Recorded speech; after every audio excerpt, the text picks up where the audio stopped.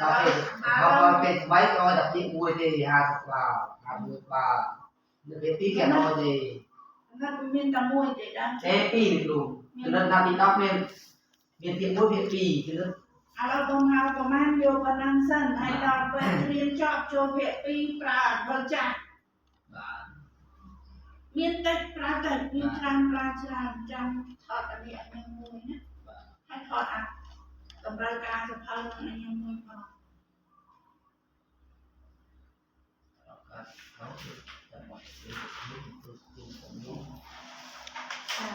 เราจะไม่ได้อาจจะบานหนึ่ง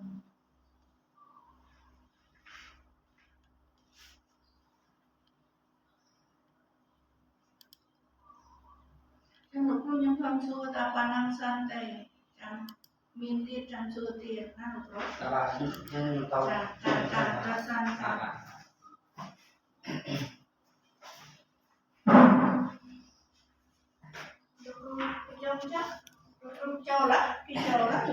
cho lại thấy ăn ly sần lề hay na bạc sần lề លោកគ្រូនេះហើយលោកគ្រូបាត់លោកគ្រូចូលម្ដងទៀតលោកគ្រូបាត់អាហ្នឹងលោកគ្រូចាក់ចេញទៅលោកគ្រូចូលម្ដងទៀតលោកគ្រូនេះលោកគ្រូចាក់ចេញទៅ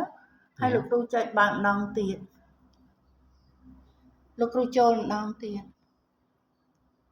ចូលសារថ្មីទៀតលោកគ្រូចាហើយលោកគ្រូចូលម្ដងទៀត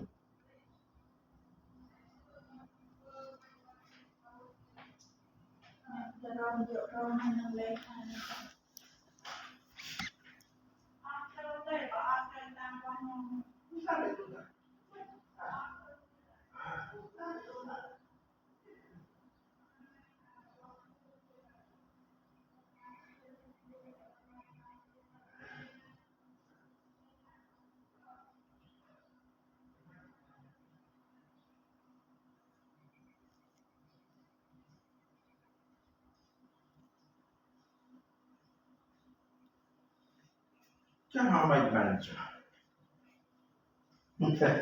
Recording in progress.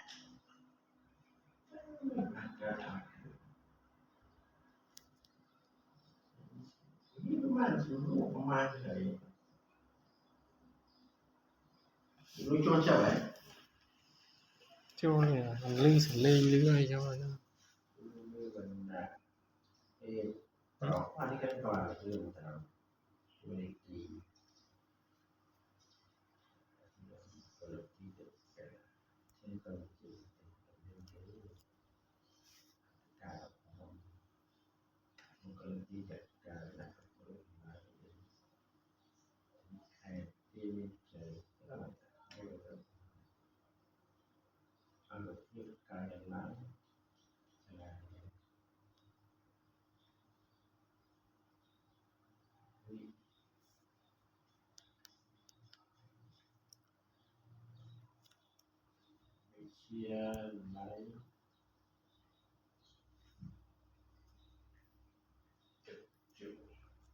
nhưngลืม 10 trăm nữa bán trộn phong nhồng rồi 10 trăm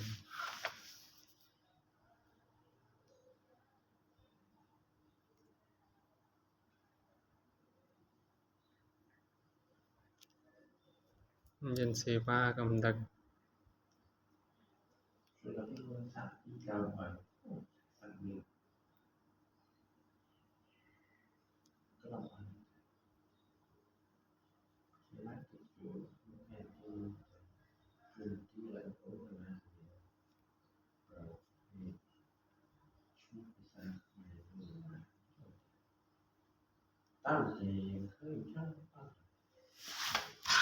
seva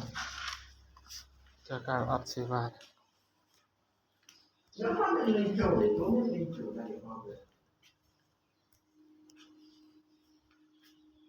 là bán nhất nó ăn nặng với trục chảy để trục chảy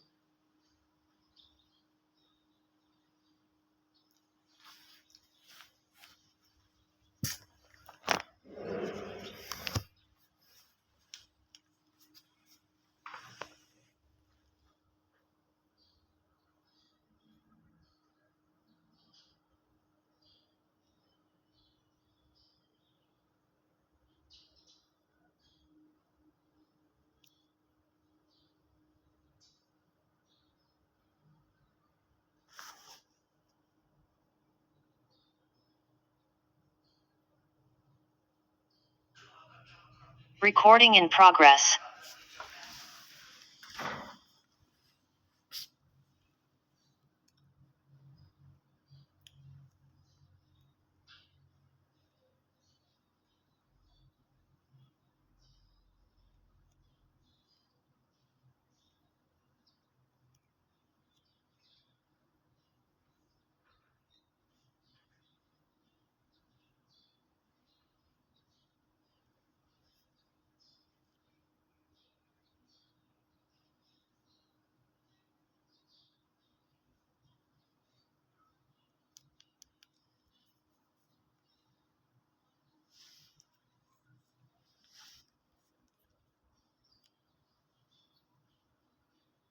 em lư sinh lê như nam tích cho nó một xe hả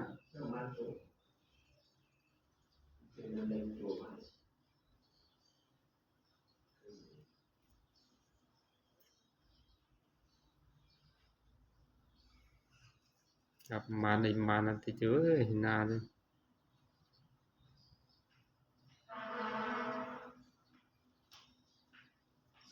xong đã ban châu chơi để nó mới chẳng thật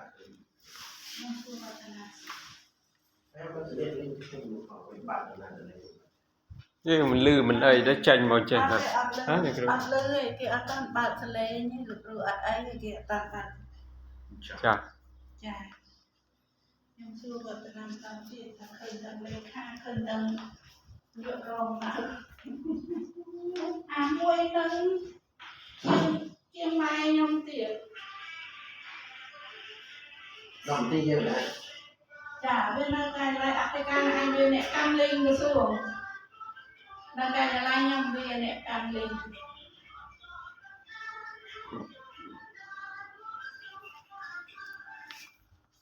alo khơi lê khang khơi nhựa rồng nấu okay thank you à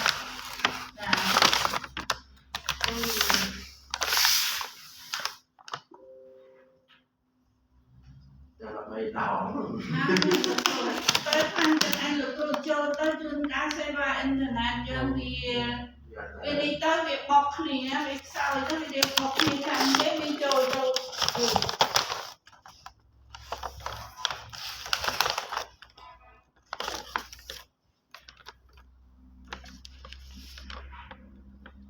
mày có được hàng bằng là lái cho mày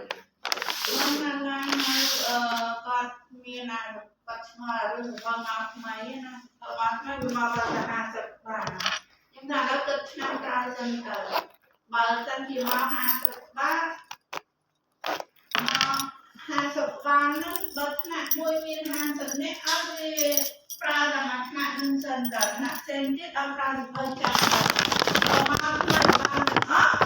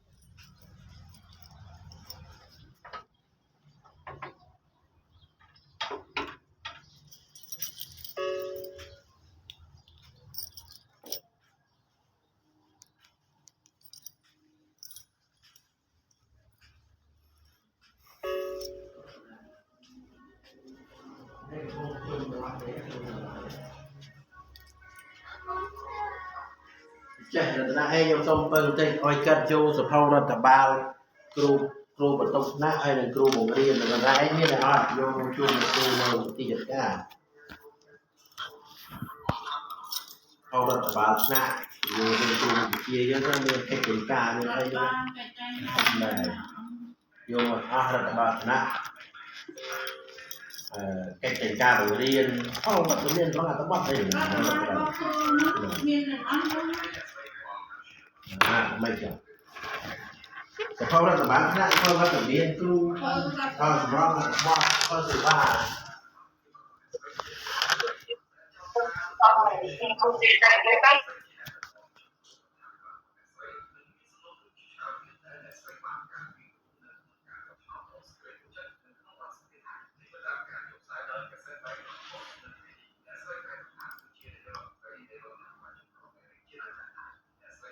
លោកគ្រូរចនាសម្ព័ន្ធសាលារៀនយើងមានគ្រប់រចនាសម្ព័ន្ធហ្នឹងលោកគ្រូបាន គណៈគ្រប់គ្រងហ្នឹងគ្រូ ចាណាគ្រប់គ្រងរចនាសម្ព័ន្ធជាក្រុមបច្ចេកទេសអីក្រុមប្រឹក្សាយុវជននេះអីមានតែអត់ ណែមានតែក្នុងនេះក៏អត់ទាន់បានតែខាងស្រុកនោះគេ មាននៅក្នុងសព បាទមានតែខាងស្រុកទៅដល់ពេលខាងស្រុកនោះគាត់អត់ណែអត់ឃើញណែអាប្រកាសតែងតាំងមកក៏អត់ហ៊ានដាក់ចូល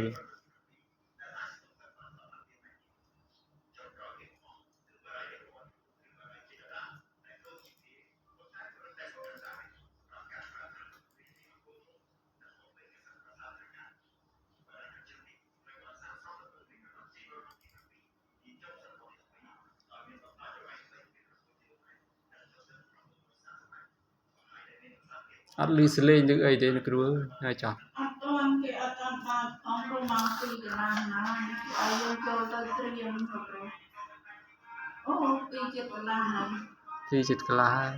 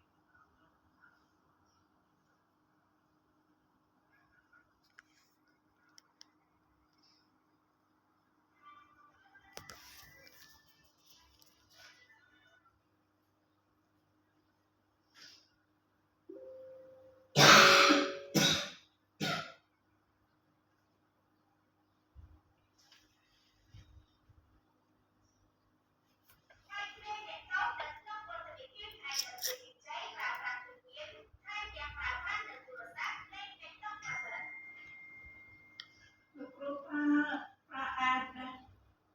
ខាងណាប្រព័ន្ធតិននេះប្រើអាចវាដែរអត់ អត់មានឃើញមានអេបទេ មិនមានទេ អត់ តែលោកគ្រូពេលបញ្ជូនតិននេះទៅខាងមធ្យមនេះប្រើតាមអាច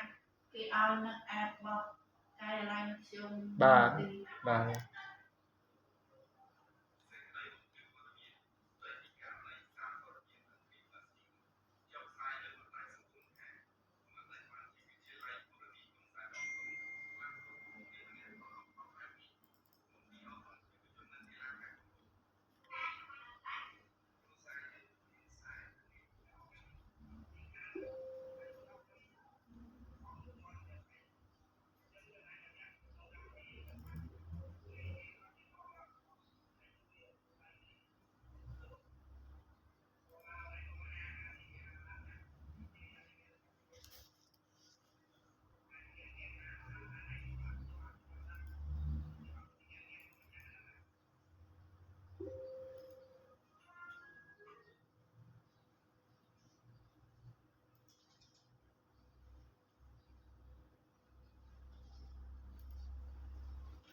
អត់លឺអីទេណៅមកចា Trần là mong kêu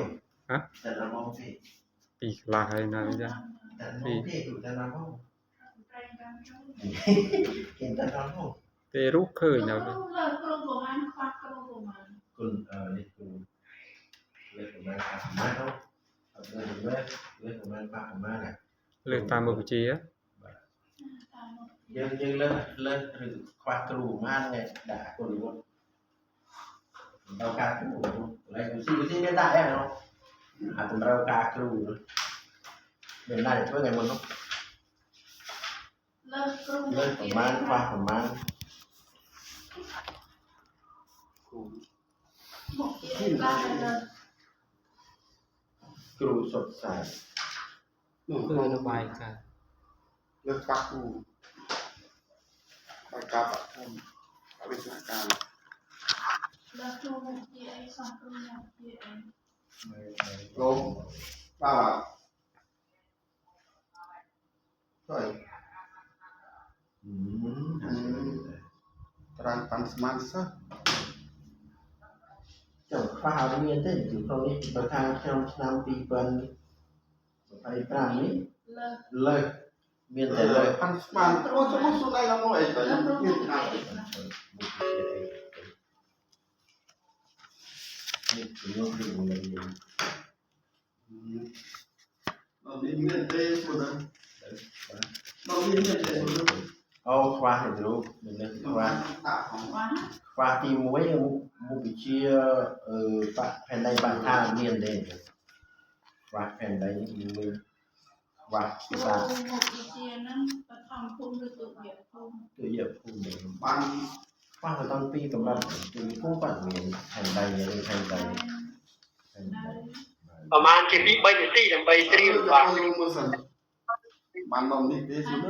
បានត្រៀមមកដល់ទុកអីឃើញ យ៉ាងបឋមភូមិបានអ្នកខ្វះបាន ខាងមួយ បានហើយ ទុយភូមិមួយអត់មានឯកទេសទេអត់មានដំណើរកសិកម្មមួយទៀតកសិកម្មដូចជាមាន រូបអី គ្រូសេសិនសេឈ្មោះគ្រូ សូមតែអត់ចា អូអត់បើកនេះមិញលឺទៅលឺថ្នាក់ដីដល់ទៅថ្នាក់5ពីព្រឹកតែថ្ងៃនិយាយគាត់ទៅយកមកព្រឹកវិញអ្នកគ្រូប្រាប់ណោះហើយតែមិនបានប្រាប់ សុំភាសាទៅទេគួរលឺច្បាស់លឺលឺ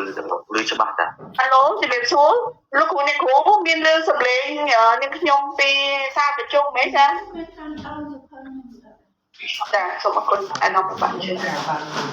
សូមអរគុណខ្ញុំសូមចាប់ដើមអង្គប្រជុំបាទសូមគោរពអាដាមសិទ្ធិចាអាដាមលោកស្ទៀវស្រីនាំក្រសួងអប់រំយុវជននិងកីឡាលោកស្រីយិនទីបាទដូចជាលោក មួយទៀត នាយករងសាលាទីគោរពរបស់ខាងថ្ងៃនេះយើងប្រជុំអនឡាញដើម្បីត្រៀមអនុវត្តកម្មវិធីអន្តរជាតិស្ដីពីរង្វាន់តម្លៃការសិក្សារបស់សិស្សឆ្នាំ2025 ចូលតែអត់ដល់ចូលមកលើ ហើយថ្ងៃនេះគឺទី1គឺយើង មានណា នឹង ពី ណែនាំ ដើមឆ្នាំ ពីធម្មតា ដើម្បីត្រៀមអនុវត្តកម្មវិធី PISA នេះបាទខ្ញុំនិយាយដូចជាភាសាអង់គ្លេស PISA តែម្ដងទៅ នេះណា បាទដើម្បីងាយស្រួលស្ដាប់គឺការធ្វើតេស្តជាលក្ខណៈអន្តរជាតិរបស់សិស្សដែលមានអាយុ20អាចមានអាយុ15ឆ្នាំហើយដែលកំពុងរៀននៅតាមអនុវិទ្យាល័យនិងវិទ្យាល័យទី2យើងរៀបចំនៅផែនការកម្មវិធីប្រព័ន្ធសិស្សនៅតាមសាលារៀនដែលបានជ្រើសរើសរួចហើយជាសាលាខ្លួនដៅហើយក៏ស្នើសុំឲ្យមន្ទីរទាំងអស់បាទទីលក្ខណៈចូលរួមនិងសាលាគោលដៅទាំងអស់ទីលក្ខណៈចូលរួមទី3គឺរៀបចំយុទ្ធការពិនិត្យតាមដាន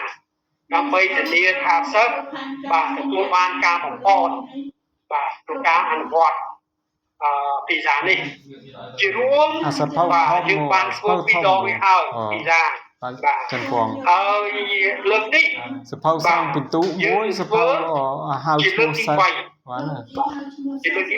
3ហើយពីសានេះគឺមានលក្ខណៈសំខាន់ដោយសារតែលទ្ធផលរបស់ការធ្វើតេស្តនេះគឺយើងយកមកវាយតម្លៃពីការងាររបស់ក្រសួងអប់រំយុវជននិងកីឡាទាំងមូលតែម្ដង ទាំងនៅក្នុងក្របខ័ណ្ឌជាលទ្ធិរដ្ឋាភិបាលអាណត្តិទី7នេះ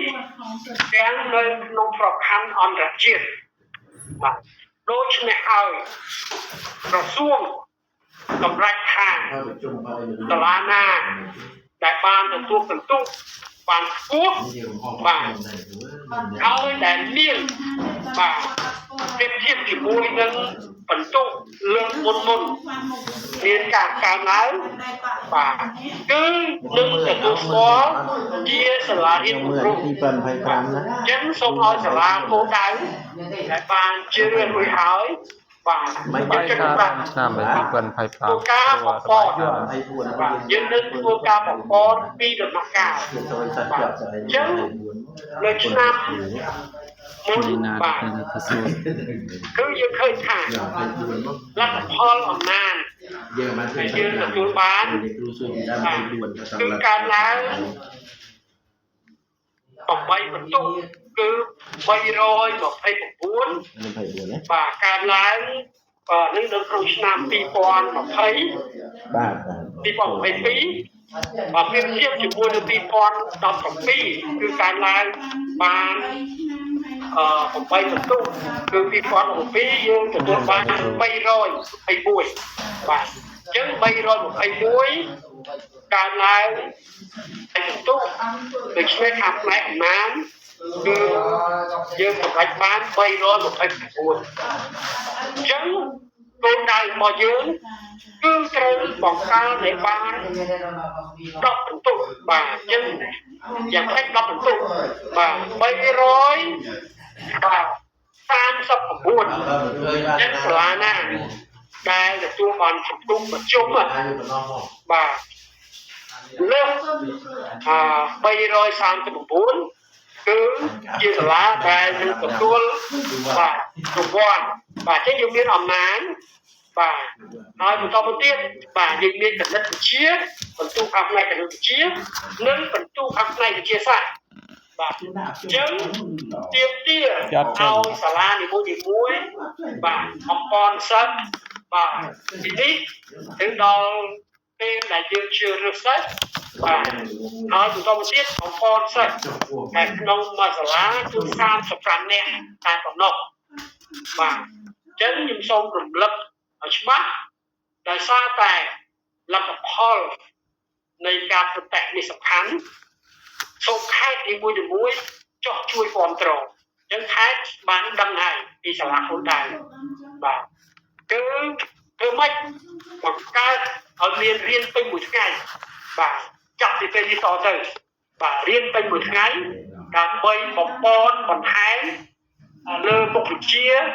ភាសាខ្មែរគណិតវិទ្យានិងវិទ្យាសាស្ត្របាទសាលាណាដែលទទួលបានបន្ទុកមជ្ឈមភាគបាទលើ3ហ្នឹងកើនលើសពី10%លើសពី10បន្ទុកបាទនឹងទទួលស្គាល់បាទថានឹងទទួលបានរង្វាន់ហើយក្រសួងនឹងពិនិត្យមើលប្រែក្លាយទទួលស្គាល់សាលាទាំងនោះជាសាលារៀនគំរូបាទអញ្ចឹងយើងនឹងមើលសាលាណាដែលទទួលបានមជ្ឈមភាគខ្ពស់ជាងបាទខ្ពស់ជាងទទួលបន្ទុកខ្ពស់ជាងមជ្ឈមភាគហ្នឹងបាទនឹងទទួលស្គាល់ជាសាលារៀនគំរូហើយធ្វើម៉េចមជ្ឈមភាគហ្នឹងឲ្យកើនយ៉ាងតិច10បន្ទុកបាទអញ្ចឹងយើង10បន្ទុកអំណាច10បន្ទុកគណិតវិទ្យានិង10បន្ទុកខាងផ្នែកវិទ្យាសាស្ត្របាទដូច្នេះបាទការងារនេះជាការងារមួយដែលមានអាទិភាពបាទយើង បានជឿសាលារួចហើយសំណាក់សាលានេះបាទគឺយើងជឿរើសបាទវាមានបែងចែកទៅតាមតំបន់បាទទៅតាមតំបន់ដូច្នេះ គុណអរុន បន្ទាយមានជ័យបាទគឺ11សាលាបាត់ដំបង16សាលាកំពង់ចាម15កំពង់ឆ្នាំង6កំពង់ស្ពឺ7កំពង់ធំ9កំពត8កណ្ដាល20កោះកុង3ប្រជែ4មណ្ឌលគិរី3ភ្នំពេញ23ព្រះវិហារ6ព្រៃវែង8ពោធិ៍សាត់3សៀមរាប11ព្រះសីហនុ2តឹងត្រែង2ស្វាយរៀង2តាកែវ12ត្បូងឃ្មុំបាទត្បូងឃ្មុំដូចជាប្រមាណទេដល់មានជ័យ5សរុបគឺ186បាទអញ្ចឹង186នេះគឺជាសាលាដែលយើងបែងចែក49សាលានៅទីប្រជុំជន137សាលាគឺនៅតាមទីជនបទបាទឲ្យឈ្មោះសាលាបាទទាំងនេះគឺយើងមានរួចហើយបាទខ្ញុំស្នើសុំឲ្យសាលាខ្លួនឯងបាទស្វែងយល់បាទបើសិនជាមានថ្ងៃនេះមានជាសំណួរសូមសួរឆ្លើយឆ្លងឲ្យក្រសួងបានបង្កើតជាក្រុមការងារ3ក្រុមយើងបែងចែក3ក្រុមបាទគឺតាមគម្រោងជីក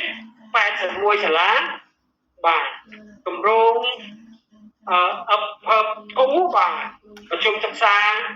ទី2និងគម្រោង set up 92សាលាយើងមានសាលាឯកជន13សាលាបាទហើយក៏យើងខ្ញុំស្នើសុំឲ្យមានការប្រជុំដាច់ដライមួយបាទជាមួយនឹងសាលាឯកជន13សាលានេះបាទដើម្បីគ្រប់គ្រងដូច្នេះបាទក្រសួងនឹងស្នើសុំឲ្យមន្ទីររៀបចំជាក្រុមការងារបាទមានហៅថាលិខិតបេសកកម្មបាទដឹកនាំដោយប្រធានមន្ទីរផ្ទាល់បាទនឹងមានអនុប្រធានមន្ទីរចូលរួមដែរហើយមានការិយាល័យអធិការកិច្ចការិយាល័យប្រជុំសិក្សាចូលរួមនៅកម្រិតមន្ទីរនៅកម្រិតសាលារៀនខ្ញុំសូមឲ្យបង្កើតជាក្រុមការងារមួយបាទមានលិខិតបេសកកម្មចុះហត្ថលេខាដោយនាយកសាលាដោយមាននាយករងចូលរួមមានគ្រូបង្គោលម្នាក់ពីរនាក់ចូលរួមនិងមានគ្រូតាមមុខវិជ្ជាបាទ6នាក់ទី1គ្រូភាសាខ្មែរទី2គណិតទី3រូបទី4គីមីទី5ជីវៈនិងទី6ផែនដីវិទ្យាដូច្នេះសាលានីមួយៗអាចបញ្ចូលបានចំនួនគ្រូទៅតាមជាក់ស្ដែងបាទចង់បញ្ចូលប្រមាណក៏បានដែរគ្រូមុខវិជ្ជាគ្រូបង្គោលក៏បញ្ចូលទៅតាមជាក់ស្ដែងបាទសំខាន់គឺការងារបំពន់ខ្ញុំសូមឲ្យសាលាគោលដៅទាំង186ដែលមានបញ្ជីរួចហើយដែលក្រុមយុវខានបានប្រជុំបច្ចេកទេសរួចហើយបាទសូមរៀបចំពីនេះទៅដល់ការជ្រើសរើសសាស្ត្រយើងមានដំណាក់កាល2ដំណាក់កាលបាទគឺឥឡូវនេះយើងដឹងឆ្លាតហើយស្នើសុំឲ្យបាទស្នើសុំឲ្យសាលារៀបចំបាទឲ្យមានការបង្រៀនពេញមួយថ្ងៃជាពិសេសគឺពីថ្នាក់8ឡើងទៅបាទពីថ្នាក់8ឡើងទៅបាទ8 9 10 11 បាទយើងយកនេះនឹងបាទហើយដល់ពីបើរៀនក៏រៀនទៅបាទចឹងសំខាន់ពីទី8ឡើងទៅគួរនឹងមានសិស្សដែលរៀននៅតាមថ្នាក់ទាំងនោះបាទទី8ឡើងទៅធ្វើម៉េចបំពន់ឲ្យបានពេញមួយថ្ងៃហើយនៅពេលដែលស្គាល់ដឹងឈ្មោះសិស្សជាគោលដៅឥឡូវសាលាគោលដៅដល់ហើយសិស្សគោលដៅចំនួន35នាក់ក្នុងមួយសាលាដែលប្រហែលជាក្រោយចូលឆ្នាំនឹងដឹងហើយបាទចុងក្រោយចូលឆ្នាំនេះគឺត្រូវចាប់ដើមបំពន់សិស្ស35នាក់មួយសាលាតែម្ដងបាទសូមឲ្យសាលារៀបចំជាក្រុមការងារដើម្បីសម្របសម្រួលហើយផ្ញើបញ្ជីឈ្មោះមកបាទយុទ្ធឋានបាទអធិការកិច្ចគុណភាពអប់រំលោកស្រីពុទ្ធិស័យបាទដើម្បីសម្របសម្រួលក្រុមការងារនៃគម្រោងទាំង3បាទនឹងរៀបចំជាឯកសារសម្រាប់ប្រព័ន្ធក្រសួងបាទនឹងបាទផ្ដល់ជូនបាទឥឡូវបានផ្ដល់ជូននៅឯកសារជាសពហើយបាទឯកសារសពហើយប៉ុន្តែនឹងផ្ដល់ជូនឯកសារជាសិភៅទៀតបាទមានអំណាចគណិតវិទ្យានិងវិទ្យាសាស្ត្របាទនិងសិភៅតេស្តគម្រោងចំនួន3ក្បាលបាទតេស្តគម្រោងទី1តេស្តគម្រោងទី2និងតេស្តគម្រោងទី3ដើម្បីឲ្យសិស្សហ្វឹកហាត់បាទរៀនបាទហ្វឹកហាត់ទាំងតេស្តគម្រោងទាំងមុខវិជ្ជាដោយសារយើងអត់ដឹងថាមេរៀនគេចេញមេរៀនអីទេដូចចង់និយាយជូនអញ្ចឹងណាបាទមិនវាអាចថាចេញមុខមេរៀនផ្សេងទៀតដែលយើងអត់ដឹងដូច្នេះត្រូវបំពន់ទៅតាមមេរៀនបាទក៏ដូចជាបំពន់បាទទៅតាមវិធីរបស់គេបាទអញ្ចឹងគឺយើងនឹងបញ្ជូនក្រុមការងារទៅជួយគ្រប់គ្រងហើយនឹងទៅត្រួតពិនិត្យមើលសាលាទាំង186ថ្នាក់ដឹកនាំក្រសួងក៏នឹងចុះទៅជួយមើលដែរបាទដូច្នេះបាទយើងមានយន្តការពីថ្នាក់ជាតិចុះទៅជួយគ្រប់គ្រងទៅដល់សាលាបាទហើយណា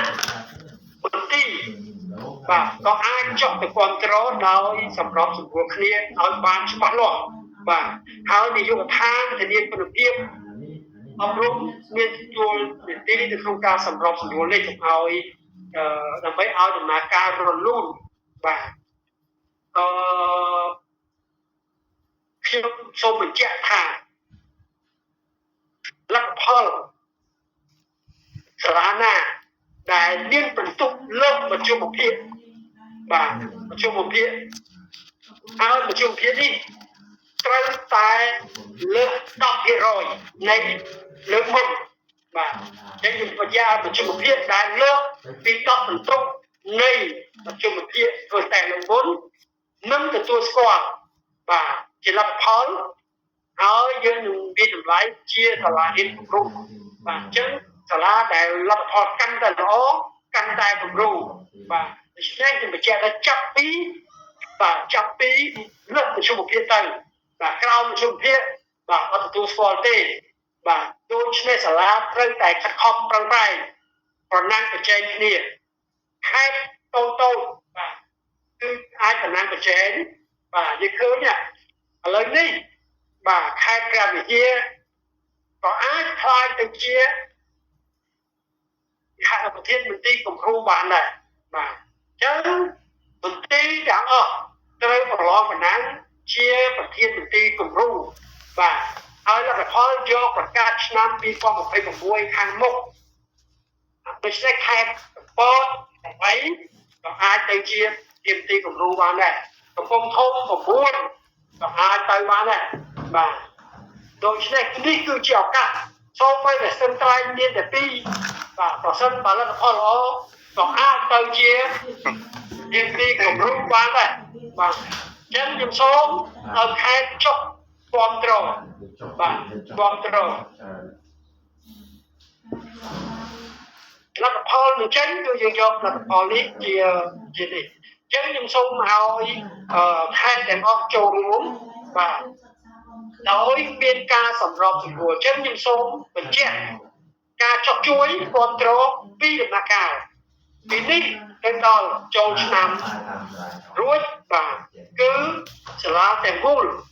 ត្រូវដាក់វិធានការរៀនពេញមួយថ្ងៃនឹងជួយគ្រប់គ្រងបាទទោះបីជាចូលឆ្នាំក៏ទំចូលឲ្យដល់មួយអាទិត្យដល់2ថ្ងៃបានហើយបាទហើយក្រោយចូលឆ្នាំនឹងប្រកាសអំពីសិស្សគោលដៅបាទ35នាក់ក្នុងមួយសាលាត្រូវបំពន់បាទដោយសារតែយើងជឿរឿងនេះគឺជឿរឿងដល់ចាញ់ដល់ទេយើងអត់ដឹងមុនទេដូច្នេះត្រូវបំពន់សិស្សទាំងនោះហើយទទួលបានរៀនពេញមួយថ្ងៃតែម្ដងត្រូវទាំង35នាក់នេះបាទបំពន់ឲ្យបានពេញលេញបាទដោយឆ្លាស់គ្នារវាងក្រុមការងារថ្នាក់ជាតិនិងក្រុមការងារថ្នាក់ខេត្តនិងធ្វើការវិភាគឲ្យបានត្រឹមត្រូវបាទអញ្ចឹងការវិភាគបាទខ្ញុំសូមឲ្យនាយកដ្ឋានរៀបចំការវិភាគបាទច្បាស់លាស់ពេលណាធ្វើអីបាទហើយផ្ដល់លទ្ធភាពឲ្យសាលារៀនឲ្យគ្រូបង្គោលឲ្យគ្រូនៅតាមមូលដ្ឋានបំពតបាទជារួមគ្រូនៅតាមសាលារៀនគឺដើរតួនាទីសំខាន់ឲ្យសាលានឹងទទួលបាននៅការទទួលស្គាល់និងរង្វាន់លើកទឹកចិត្តបាទខ្ញុំសូមសង្ខេបត្រឹមនេះហើយដើម្បីផ្ដល់ឱកាសឲ្យឯកឧត្តមខេត្តរនំបាទបន្ថែមជាមតិយោបល់បន្ថែមទៀតបាទខ្ញុំចង់បញ្ជាក់ថាសំណួរតេស្តរបស់ពីសានេះខុសពីសំណួរដែលយើងបង្រៀនរាល់ថ្ងៃបាទដូច្នេះទាមទារនៅការស្វែងយល់ការបំពន់ដែលជាសំណួរអនុវត្តបាទជាងការបង្រៀនទ្រឹស្ដីបាទដូច្នេះក្រុមការងារនឹងចាត់ចែងឲ្យមានការបំពន់ឲ្យមានការបំភ្លឺបាទដើម្បីត្រៀមលក្ខណៈឲ្យបានល្អបាទខ្ញុំសូមអរគុណចំពោះការចូលរួមនិងចំពោះការយកចិត្តទុកដាក់បាទខ្ញុំសូមអរគុណវេទិកាបាទបើសិនបើឯកឧត្តមរដ្ឋាភិបាលឬក៏លោកជំទាវមានមតិយោបល់នេះសូមអញ្ជើញបើសិនជាអត់ទាន់មានទេសូមឯកឧត្តមអគ្គនាយកអប់រំបាទនិយាយខ្លីៗពាក់ព័ន្ធនឹងការងារបច្ចេកទេសហើយឯកឧត្តមលោកជំទាវថាត់នំសូមត្រៀមបំពេញបន្ថែមដល់សូមអរគុណបាទជាធម្មខ្ញុំបាទលោកគ្រូបៃដកប្រទេសកិច្ចការក្នុងជំរំរបស់បញ្ញរដ្ឋត្រីក្រុមទៅជួបយុទ្ធកីឡាឯកឧត្តមប្រទេសការរដ្ឋាភិបាលជារដ្ឋាភិបាលចាំការឲ្យសំលោកសេចទាំងអស់នឹងសូមជម្រាបសួរទទួលគ្រូទាំងអស់បានចូលរួមក្នុងអនឡាញខ្ញុំបាទសូមអំបញ្ញមិញនេះឯកឧត្តមប្រទេសកិច្ចការបញ្ញរដ្ឋត្រីបានជម្រាបជូនពីចំណុចគន្លឹះជាសារសំខាន់មួយហើយពេលនេះខ្ញុំបានសូមជាឱកាសនេះបង្ហាញនៅចំណុចបច្ចេកទេសជាក់លាក់ដែលបណ្ដាញសង្ខេបទេមួយចំនួនដល់សាលារៀនដល់មន្ទីរដល់អ្នកចូលរួមទាំងអស់នៅតាមមូលដ្ឋាននោះត្រៀមទី1ជាភារកិច្ចផ្ទាល់របស់សាលារៀនត្រូវតែរៀបចំសិស្សឲ្យវាស្រេចពីពេលនេះដល់ទៅទោះបីជាយើងមិនទាន់ដឹងថាតើសិស្សណាចូលរួមទៅតែក៏ដោយប៉ុន្តែយើងត្រូវប្រមូលសិស្សពី15ឆ្នាំទៅតាមរូបមន្តដែលបានកំណត់មានន័យថាសិស្សដែលមានឆ្នាំកំណើតថ្ងៃខែឆ្នាំកំណើតថ្ងៃទី1មីនា2009ដល់ថ្ងៃទី28កុម្ភៈ2010ទាំងអស់គឺនៅក្នុងគឺចាប់ពីថ្ងៃទី7ដល់ថ្ងៃទី12សូមរៀបឲ្យហើយពីពេលនេះដល់ទៅការងារបន្តទៀតឯកឧត្តមដឹកវិចាររបស់បញ្ញរដ្ឋលោកបានបញ្ជាក់ថាក្រសួងនឹងផ្ដល់ជាឯកសារដើម្បីយកទៅបង្រៀនយកសិក្សាអញ្ចឹងឯកសារនោះ នឹងជូននឹងដល់នឹងផ្ញើទៅដល់ដៃមន្ត្រីលោកលោកគ្រូទាំងអស់ក្នុងពេលចំណាប់នេះគឺមានគឺមាន item គឺមានសំណួរតេស្តជាគំរូហ្នឹងទាំងអំណាចទាំងវិទ្យាទាំងវិទ្យាសាស្ត្រហើយបន្ថែមលើនោះដើម្បីឲ្យសិស្សអនុវត្តផ្ទាល់ក្រុមការងារបានផលិតជាសៀវភៅតេស្តទៅប្រហែលនឹងសៀវភៅតេស្តតែធ្វើមែនតែម្ដង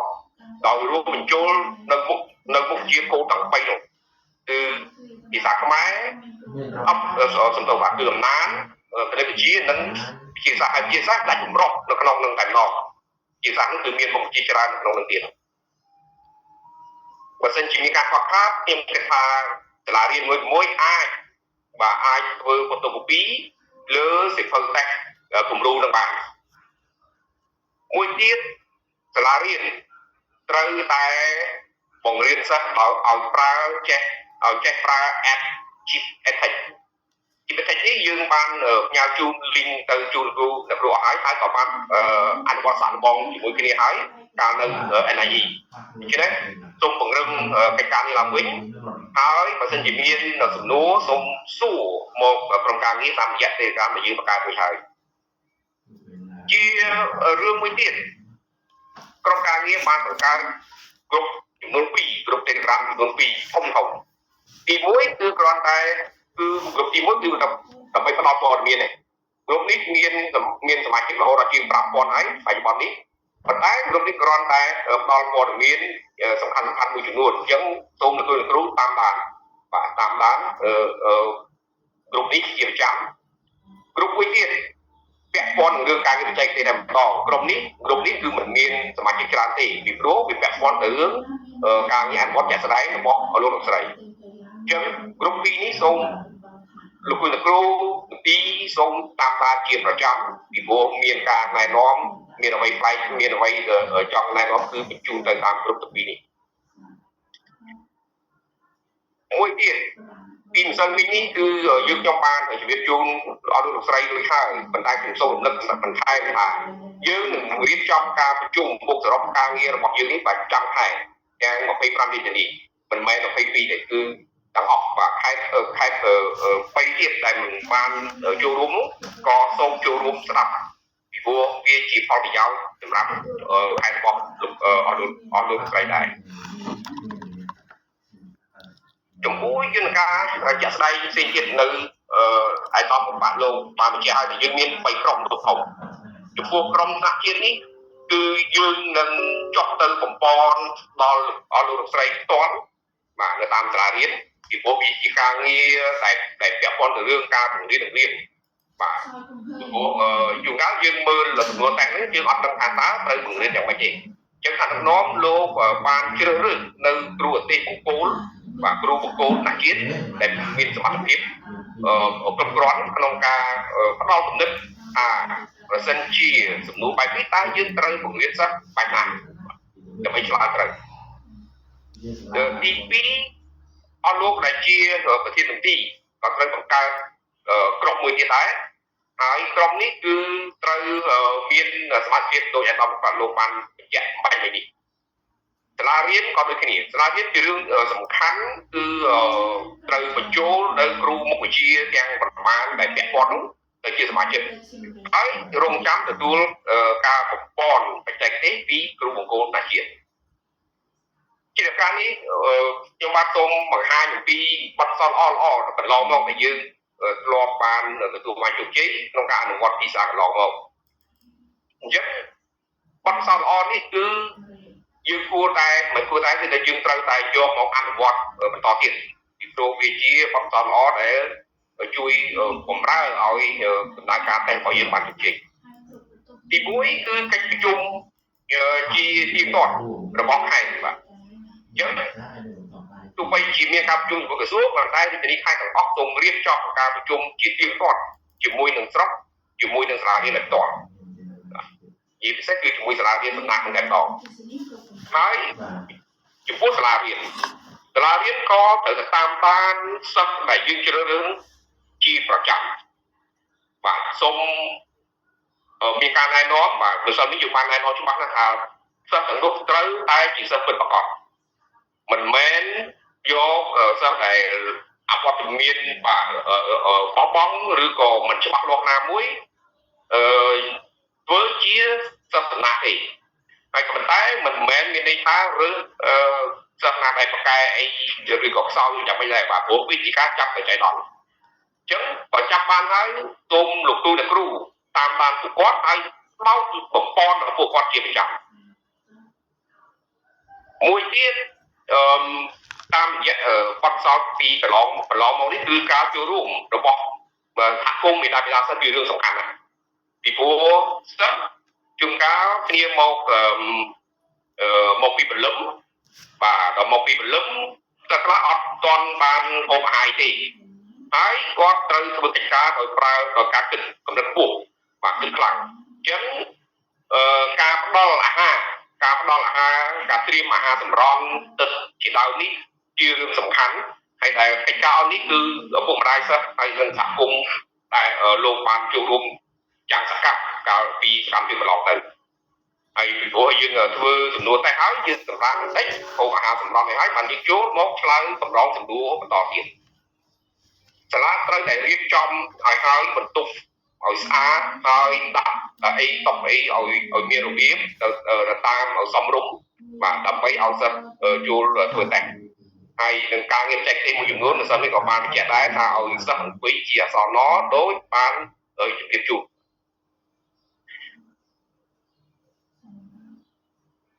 មកបទសោតអមមួយទៀតចុងក្រោយគឺមន្ទីរបាទកាលពីលើកមុននោះគឺថាមន្ទីរមួយចំនួនបានចេញជាលិខិតសរសើរជូនដល់សាលារៀនបាទដែល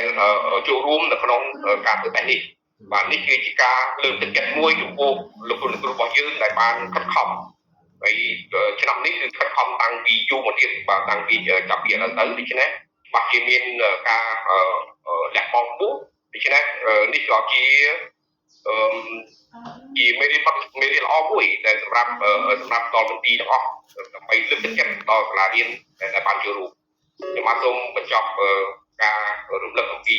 ការរៀបចេញទេសតែត្រឹមប៉ុណ្ណេះសូម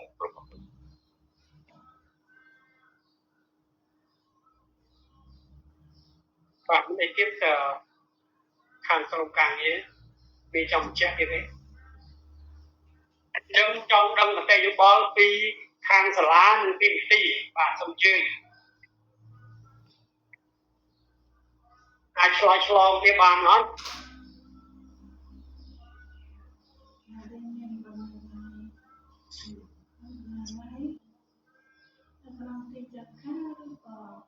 បាទសូមអញ្ជើញបាទ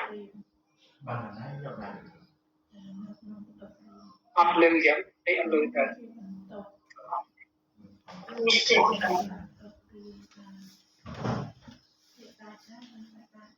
ជើញខេត្តផ្សារបាទលើខេត្តបាត់ដំបងចូលបានទេបាត់ដំបងលឺដែរគ្រប់តើអាដាមទៅពិចារណាលឺខ្ញុំហ៎បាទលឺខ្ញុំជឿបាទសូមអរគុណបាទការញាតពីអាដាមទៅពិចារណាបាទទីក្នុងប្រជុំបាទជាបឋមខ្ញុំបាទសូមគ្រប់អាដាមទៅពិចារណាបច្ចុប្បន្នត្រីអប់រំយុវជនកីឡានិងជាប្រជុំនេះជាទីគោរពដល់ផងខ្ពស់សូមគ្រប់អាដាមទៅពិចារណាអាដាមរុញទាវរដ្ឋលេខាធិការសមាជិកគ្រូអ្នកគ្រូទាំងអស់ជាទីគោរពស្លាញ់រាប់អានបាទខ្ញុំបាទទីអប់រំយុវជនកីឡាខេត្តបាត់ដំបងបានស្ដាប់នៅប្រសាសន៍ណែនាំដល់ខ្ពង់ខ្ពស់របស់អាដាមទៅពិចារណាបាទបច្ចុប្បន្នរដ្ឋមន្ត្រីបាទរដ្ឋមន្ត្រីក្រសួងអប់រំក៏ដូចជាបានស្ដាប់នៅបទបង្ហាញបច្ចេកទេសរបស់អាដាមអគ្គបាទយុហើយនឹងការណែនាំឯកសារយហោហែបាទជារួមខេត្តបាត់ដំបងរបស់យើងបានត្រៀមបាទជាពិសេសម្សិលមិញនេះគឺយើងបានបញ្ជាក់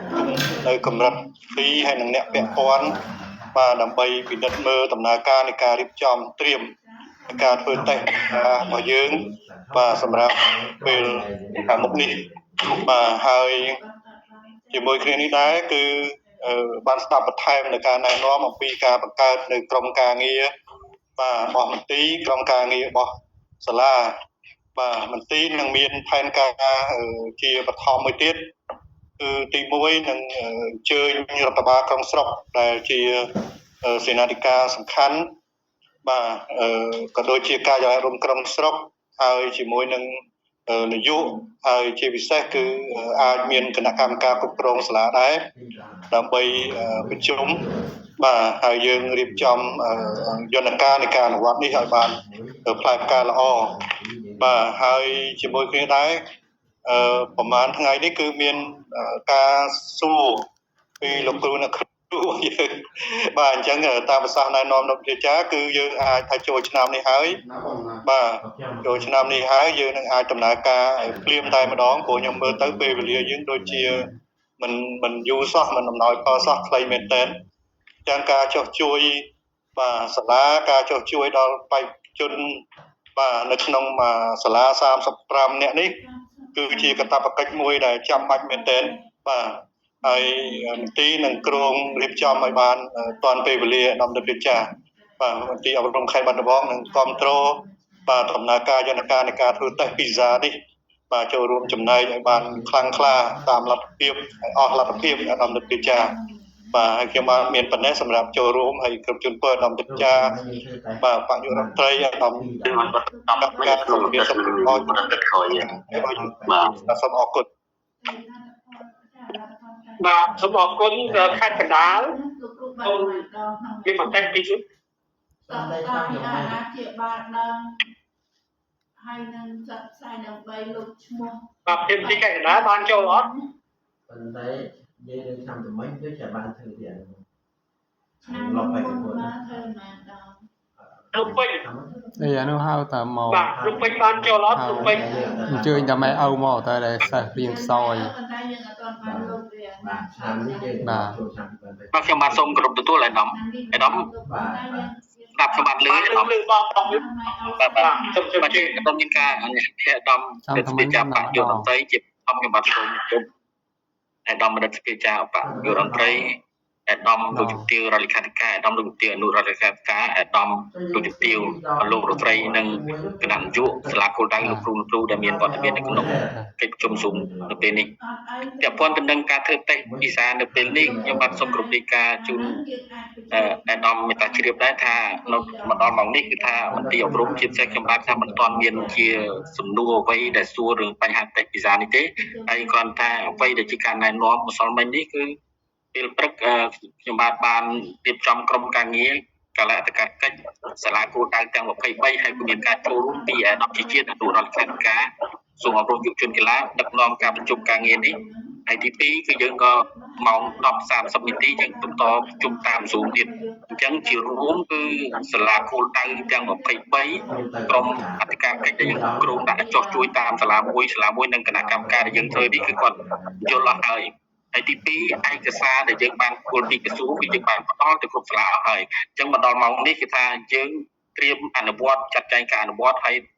ជាពិសេសបញ្ហាប្រឈមយ៉ាងណានោះដើម្បីអនុវត្តជាក់ស្ដែងបើសិនមានបញ្ហាអីខ្ញុំបានគ្រប់រីកាសូមមតិរំដំបន្ថែមអញ្ចឹងមកដល់ម៉ោងនេះយើងត្រៀមរៀបចំការអនុវត្តអស់ហើយខ្ញុំបាទសូមគ្រប់រីកាប៉ុណ្ណេះបាទសូមគោរពអរគុណបាទអរគុណបងអញ្ចឹងចំពោះភ្នំពេញយើងមានសាលា23បាទសាលាទាំងរដ្ឋហើយឯកជនក៏យើងមានទៀតអញ្ចឹងឯកជន7ទៀតអញ្ចឹងខ្ញុំសូមឲ្យរៀបចំប្រជុំពិសេសមួយខ្ញុំដឹកនាំមកភ្នំពេញបាទដើម្បីពិភាក្សាគ្នាពីដំណើរការត្រៀមបាទសូមពេលវេលាអាដាមខ្ញុំបាទសូមពេលវេលាបានថ្ងៃណាអាដាមថ្ងៃបាទចាំអាដាមបរិបត្តិតតងភាសាខ្ញុំនឹងពិនិត្យមើលពេលរបស់ខ្ញុំបាទខ្ញុំបាទសូមគោរពអាដាមសូមគោរពអាដាមបាទអរគុណអាដាមទឹកពីចាំមានមតិឯនេះសំជ្រាបបាទអរគុណជាអង្គសម្រាប់សូមគោរពអាដាមជាចៅបយុរដ្ឋមន្ត្រីអាដាមលោកជំទាវថ្នាក់ដឹកនាំនិងលោកទីអប់រំវិទ្យាល័យខេត្តនិងសាលាគោលដៅខ្ញុំមាន3ចំណុចដែលមកនេះយើងមានចំណុចខ្លះយើងបានទៅហើយចំណុចខ្លះមិនទាន់បានធ្វើខ្ញុំមើលឃើញពេលវេលាយើងវាខ្លី ហើយជាពិសេសគឺសាលាមន្ទីរខ្ញុំថាអភិបាលគេបានដាក់ទៅចំណុចទី1គឺខ្ញុំចង់ទៅពួកខ្ញុំមើលនៅក្នុងនេះខ្ញុំបានតែចាប់អារម្មណ៍អំពីគំរូគឺក៏យើងហៅថាសំណាក់សំណួរជាគំរូនឹងមានគំរូទី1ទី2ទី3បាទគំរូទី1ទី2ទី3នេះគឺប្រហែលគ្នាកាន់តែមួយឆ្លាស់ពេលខ្លះដាក់លិខិតមុនពេលខ្លះដាក់ម៉ែមុនពេលខ្លះដាក់វិទ្យាសាស្ត្រក្រោយគឺប្រហែលគ្នាទេប៉ុន្តែខ្ញុំចង់ឲ្យកុំឲ្យនៅត្រឹមតែបន្តិចទេចាឯកសារសូមដើម្បីបានទៅសាលាហើយដល់ដៃគ្រូទាំង6មុខជាណាបាទគ្រូទាំង6មុខជាគឺគ្រូភាសាខ្មែរគ្រូគណិតគ្រូរូបគ្រូគីមីគ្រូជីវៈគ្រូផែនដីឲ្យឆាប់បានដល់ដៃគ្រូហ្នឹងបាទហើយប្រសិនបើសាលាមានលទ្ធភាពខ្ញុំថាខ្ញុំរងចាំដល់ក្រសួងបោះអាហ្នឹងបើសាលាចង់ដោយឯកឧបបមានសាលាចង់បានទៅគំរូទាំងនយោបាយក៏គំរូទាំងសាលាក៏ទៅគំរូទាំងមន្ទីរគំរូក៏មានលទ្ធភាពប៉ុន្តែក្រសួងនឹងបោះទូក្រៅក៏មានលទ្ធភាពគឺអាចទៅបដាបដាគឺរៀបចំខ្លួនឯងជាបដាបដាពួកខ្ញុំមើលទៅវាស្អាតដែរទេនិយាយបានហ្នឹងចំណុចទី1ហើយចំណុចទី2ខ្ញុំថាគុំចាំដល់ក្រោយចូលឆ្នាំនេះក៏បានហើយនាំគ្នាចាប់ដើមខ្លួនឯងហើយបើមិនយល់ទៅណាគឺសាកសួរគ្នាទៅព្រោះឥឡូវយើងកុំឲ្យចាំដល់តាជាតិចុះទៅជួយកុំឲ្យចាំដល់មន្ទីរទៅបើសាលាអាចធ្វើបានទៅជាបណ្ដាបណ្ដាប៉ុន្តែខ្ញុំមើលឃើញកន្លែងមួយដែលសូមឲ្យដល់ខ្ញុំចឹងណាបង្ហាញថាពួកក្នុងគំរូទី1នេះក្នុងគំរូទី1យើងដាក់ថាបងប្អូនមានរយៈពេលអតិបរមា60នាទីដល់60នាទីមកប៉ុណ្ណឹង60នាទីឬមិនបាទហ្នឹងចោលច្បាស់ចឹងយ៉ាប់ត្រឡប់ទៅ60នាទីតែត្រឹមមួយផ្នែកគឺនឹងត្រូវប្រាប់ឲ្យច្បាស់ថាលោកគ្រូត្រូវប្រាប់ទៅសិស្សយើងអាប្អូនម្នាក់នោះនេះសម្រាប់ហ្នឹង60នាទីចឹងអូនដោះស្រាយបានក៏ប៉ុន្តែយើងសប្តាហ៍នេះតែឆ្លៀតទៅទូហ្នឹងយើងក្នុងនេះត្រូវមានចិត្តឲ្យបានសម្រាប់ដែរមកទៅឆ្លើយរបៀបម៉េចបានទៅទូពេញឆ្លើយរបៀបម៉េចគឺអត់បានទៅទូផងទោះយើងឆ្លើយដល់គាត់គេឲ្យទៅទូហ្នឹងក៏ត្រូវកំណត់ថាមិនបានទៅទូពេញក្នុងនេះដាក់បានទៅទូពេញហើយមិនបានទៅទូឆ្លើយរបៀបម៉េចបាទដូចយើងធ្វើអាម៉ាល់ឆ្លើយទៅក្នុងការយើងឃើញខំមិនមែនថាក្បែរគេឲ្យយកអត់បន្ទុកពេញ10ក្បែរឲ្យ7ឲ្យ8អត់មានទេគឺថានេះអត់ហ្នឹងបន្ទុកសូមបន្ទុកបានអញ្ចឹងយើងត្រូវប្រាប់យើងថានេះឧទាហរណ៍គំរូក្នុងមួយនេះគឺ60នាទីបាទត្រូវតាមថា60នាទីធ្វើប៉ុណ្ណឹងអញ្ចឹងចាំយើងទោះបីតែគេឲ្យបន្ទុកខ្មែរតិចបានប៉ុណ្ណឹងនេះគឺបន្ទុករឿងអំណាចតែអានមិនត្រូវមិនយល់ព្រោះអាការต้องไปเรียนอ่านอันนี้ประดามนั้นยังมันเราจะเรียนอ่านก็เมื่อจำนวนสำคัญกันแต่เยอะก็ลองว่าอยู่ชอบเพื่อโดยทำบางสมัครเชียร์ชายเราฟังให้ยืนกลางทางไฟบอกไฟฟันอับมวยยืนกลางเชียร์เราครั้งนี้ที่อับยืนกับมือเคยยืนตามอับต่อมาดูลุยดูวิจังปักจุไอ้ประมาณก็เราสอบมาสามสิบประมาณที่บ้านไปใช้ประมาณผมไปvì chụp bạn thì rồi ôi đang học bay lên sòng pram dưới cho nó còn bay đọc bay rồi pram nhưng đâu mưa nữa con ta tìm tiếp theo cha cứ của man đi đại bán được khơi pram ba trong dòng thang quyền về lý về nó xong thấy trong ở rất làm cái gì xong ăn nhà trẻ đóng bắt xua được thái tháng là cái ban nó học lại nào hai cái ban nó sọc tiền ban nó sọc tiền thế này hả ban mà cái luôn ban là lâu đi trong chuyện ăn mà rồi bay sau một môi sắn ba là ánh sáng cực kia nào chỉ hai nó mình là hả